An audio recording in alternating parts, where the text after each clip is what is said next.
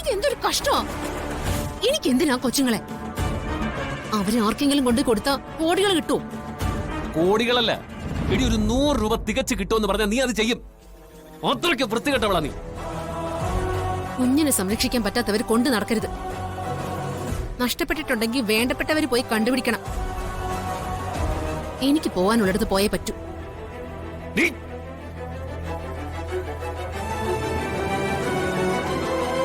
നീ ഒരിടത്തും പോവില്ല. കുഞ്ഞുങ്ങൾ ഇവിടെ തിരിച്ചെത്താതെ നീ ഈ വീടിന്റെ പുറത്തിറങ്ങില്ല. തന്റെ കൽപ്പന അനുസരിക്കാൻ എനിക്ക് സൗകര്യമില്ലെങ്കിലോ മാറി നിൽക്കണം അങ്ങോട്ട്.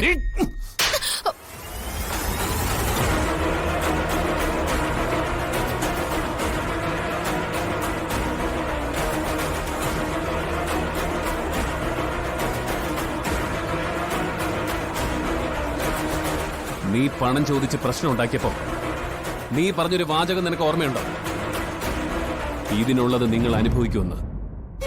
നിങ്ങളെ കരയിക്കേണ്ട മാർഗം എനിക്കറിയാന്ന്. നഷ്ടങ്ങൾ വരുമ്പോ നിങ്ങളെ പഠിച്ചോളൂ എന്നൊക്കെ. അതിനുവേണ്ടി ചെയ്തല്ലേടി നീ? സത്യം പറയടി. നിങ്ങൾ എന്നെ തല്ലിക്കൊന്നാലും ശരി, എനിക്ക് അറിയില്ല.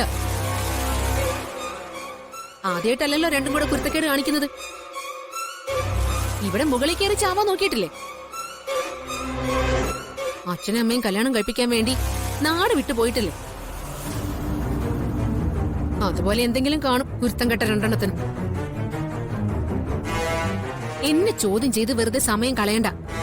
എവിടെയെങ്കിലും ചെന്ന് അന്വേഷിക്കാനുണ്ടെങ്കിൽ അന്വേഷിക്കും. ഞാൻ അന്വേഷിക്കും. കുഞ്ഞുങ്ങളെ ഞാൻ കണ്ടെത്തുകയും ചെയ്യും. പക്ഷെ അവരെയും കൊണ്ട് ഞാൻ വരുമ്പോ നിന്റെ നേരെ അവര് വിരൽ ചൂണ്ടിയാൽ അടിച്ച് പുറത്താക്കൊന്നൊന്നും ഞാൻ പറയില്ല. കൊന്നുകളയും നിന്നെ ഞാൻ. അക്കാര്യത്തില് ഒരു പരിഗണനയും ഉണ്ടാവില്ല.